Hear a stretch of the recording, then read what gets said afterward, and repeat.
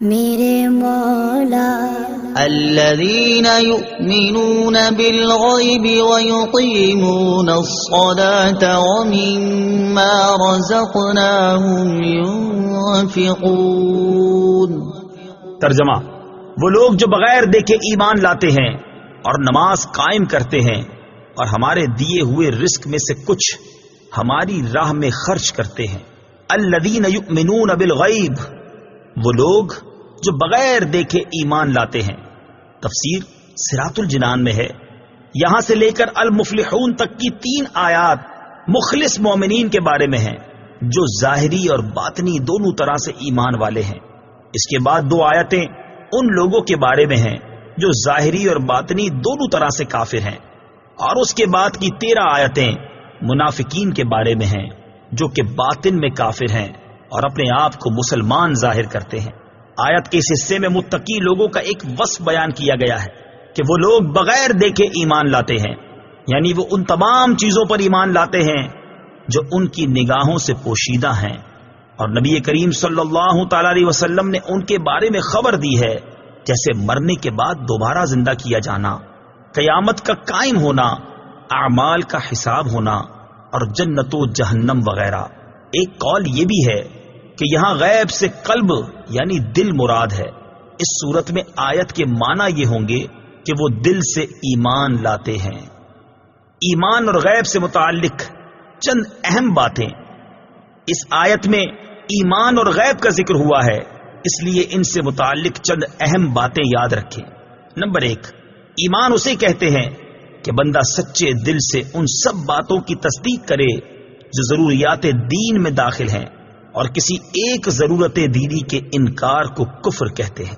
Number 2، عمل ایمان میں داخل نہیں ہوتے، اسی لیے قرآن پاک میں ایمان کے ساتھ عمل کا جدا گانا ذکر کیا جاتا ہے، جیسے اس آیت میں بھی ایمان کے بعد نماز و صدقہ کا ذکر علیحدہ طور پر کیا گیا ہے۔ نمبر 3، غیب وہ ہے جو ہم سے پوشیدہ ہو اور ہم اپنے حواس جیسے دیکھنے، چھونے وغیرہ سے اور بدیہی طور پر عقل سے اسے معلوم نہ کر سکیں۔ نمبر 4، غیب کی 2 قسمیں ہیں۔ نمبر 1، جس کے حاصل ہونے پر کوئی دلیل نہ ہو، یہ علم غیب ذاتی ہے اور اللہ تعالی کے ساتھ خاص ہے، اور جن آیات میں غیر اللہ سے علم غیب کی نفی کی گئی ہے وہاں یہی علم غیب مراد ہوتا ہے۔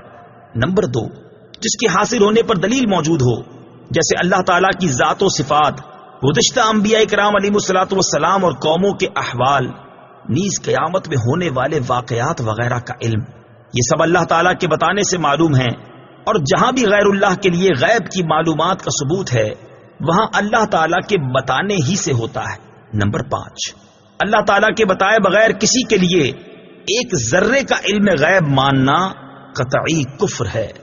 نمبر 6، اللہ تعالیٰ اپنے مقرب بندوں جیسے انبیاء کرام علیہ الصلوۃ والسلام اور اولیاء اعظام رحمت اللہ تعالی علیہم پر غیب کے دروازے کھولتا ہے، جیسا کہ خود قرآن و حدیث میں ہے۔ اس موضوع پر مزید کلام سورہ آل عمران کی آیت نمبر 179 کی تفسیر میں مذکور ہے۔ وَيُقِيمُونَ الصَّلَاةَ، اور نماز قائم کرتے ہیں، تفسیر صراط الجنان میں ہے۔ آیت کے اس حصے میں متقی لوگوں کا دوسرا وصف بیان کیا گیا کہ وہ نماز قائم کرتے ہیں۔ نماز قائم کرنے سے مراد یہ ہے کہ نماز کے ظاہری اور باطنی حقوق ادا کرتے ہوئے نماز پڑھی جائے۔ نماز کے ظاہری حقوق یہ ہیں کہ ہمیشہ ٹھیک وقت پر پابندی کے ساتھ نماز پڑھی جائے، اور نماز کے فرائض، سنن اور مستحبات کا خیال رکھا جائے، اور تمام مفسدات و مکروہات سے بچا جائے۔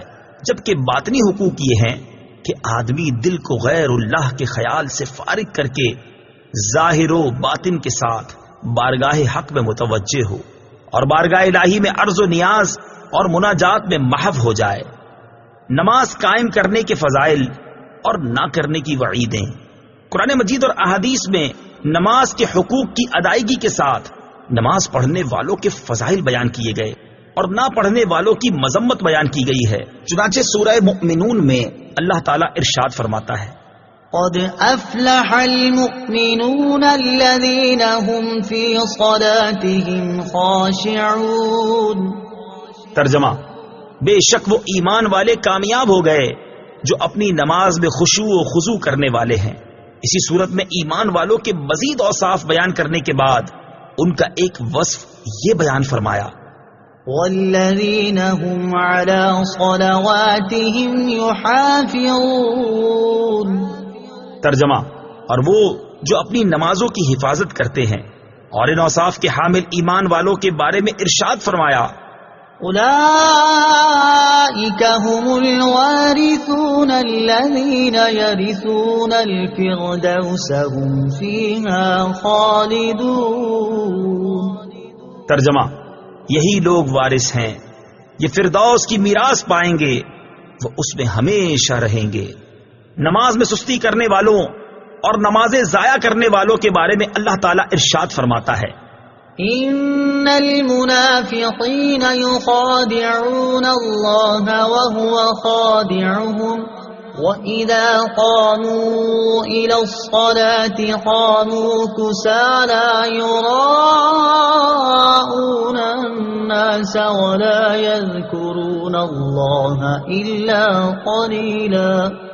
ترجمہ، بے شک منافق لوگ اپنے گمان میں اللہ کو فریب دینا چاہتے ہیں اور وہی انہیں غافل کر کے مارے گا، اور جب نماز کے لیے کھڑے ہوتے ہیں تو بڑے سست ہو کر لوگوں کے سامنے ریاکاری کرتے ہوئے کھڑے ہوتے ہیں اور اللہ کو بہت تھوڑا یاد کرتے ہیں۔ اور ارشاد فرمایا، فَخَلَفَ مِن بَعْدِهِمْ خَلْفٌ أَضَاعُوا الصَّلَاةَ وَاتَّبَعُوا الشَّهَوَاتِ فَسَوْفَ يَلْقَوْنَ غَيًّا إِلَّا مَن تَابَ وَآمَنَ وَعَمِلَ صَالِحًا فَأُولَئِكَ يَدْخُلُونَ الْجَنَّةَ وَلَا يُظْلَمُونَ شَيْئًا۔ ترجمہ، تو ان کے بعد وہ نالائق لوگ ان کی جگہ آئے جنہوں نے نمازوں کو ضائع کیا اور اپنی خواہشوں کی پیروی کی، تو ان قریب وہ جہنم کی خوفناک وادی غی سے جا ملیں گے، مگر جنہوں نے توبہ کی اور ایمان لائے اور نیک کام کیے تو یہ لوگ جنت میں داخل ہوں گے اور ان پر کوئی زیادتی نہیں کی جائے گی۔ بخاری شریف کی حدیث ہے، حضرت عثمان غنی رضی اللہ تعالی عنہ فرماتے ہیں، سرکار دو عالم صلی اللہ تعالی علیہ وسلم نے ارشاد فرمایا، جس نے میرے اس وضو کی طرح وضو کیا پھر اس طرح 2 رکعت نماز پڑھی کہ ان میں خیالات نہ آنے دے تو اس کے پچھلے تمام گناہ بخش دیے جائیں گے۔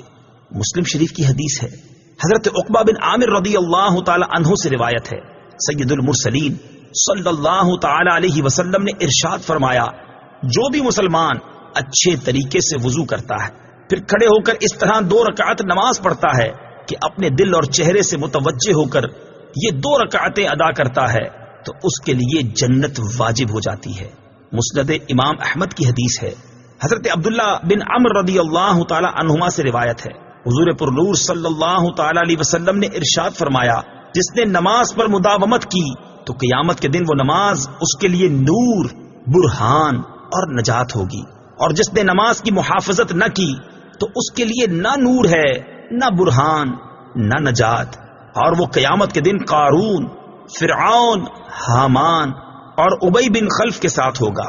حضرت ابو سعید خدری رضی اللہ تعالی عنہ سے روایت ہے، حضور اقدس صلی اللہ تعالی علیہ وسلم نے ارشاد فرمایا، جس نے جان بوجھ کر نماز چھوڑی تو جہنم کے اس دروازے پر اس کا نام لکھ دیا جاتا ہے جس سے وہ داخل ہوگا۔ وَمِمَّا رَزَقْنَاهُمْ يُنْفِقُونَ، اور ہمارے دیے ہوئے رزق میں سے کچھ ہماری راہ میں خرچ کرتے ہیں۔ تفسیر صراط الجنان میں ہے، آیت کے اس حصے میں متقی لوگوں کا تیسرا وصف بیان کیا گیا کہ وہ اللہ تعالیٰ کے دیے ہوئے رزق میں کچھ اللہ تعالیٰ کی راہ میں خرچ کرتے ہیں۔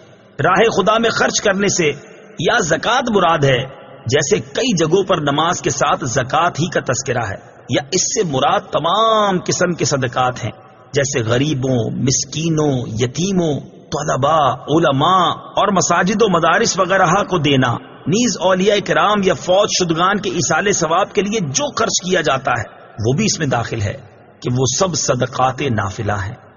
مال خرچ کرنے میں میانہ روی سے کام لیا جائے۔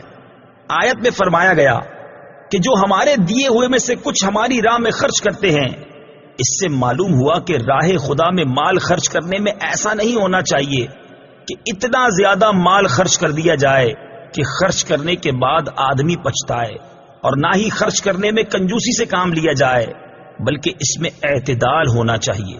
اس چیز کی تعلیم دیتے ہوئے ایک اور مقام پر اللہ تبارک و تعالی ارشاد فرماتا ہے، وَلَا تَجْعَلْ يَدَكَ مَغْلُولَةً إِلَىٰ عُنُقِكَ وَلَا تَبْسُطْهَا كُلَّ الْبَسْطِ فَتَقْعُدَ مَلُومًا مَّحْسُورًا۔ ترجمہ، اور اپنا ہاتھ اپنی گردن سے بندھا ہوا نہ رکھو اور نہ پورا کھول دو کہ پھر ملامت میں حسرت میں بیٹھے رہ جاؤ۔ اور کامل ایمان والوں کا وصف بیان کرتے ہوئے ارشاد فرمایا، وَالَّذِينَ إِذَا أَنفَقُوا لَمْ يُسْرِفُوا وَلَمْ يَقْتُرُوا وَكَانَ بَيْنَ ذَلِكَ قَوَامًا۔ ترجمہ، اور وہ لوگ کہ جب خرچ کرتے ہیں تو نہ حد سے بڑھتے ہیں اور نہ تنگی کرتے ہیں، اور ان دونوں کے درمیان اعتدال سے رہتے ہیں۔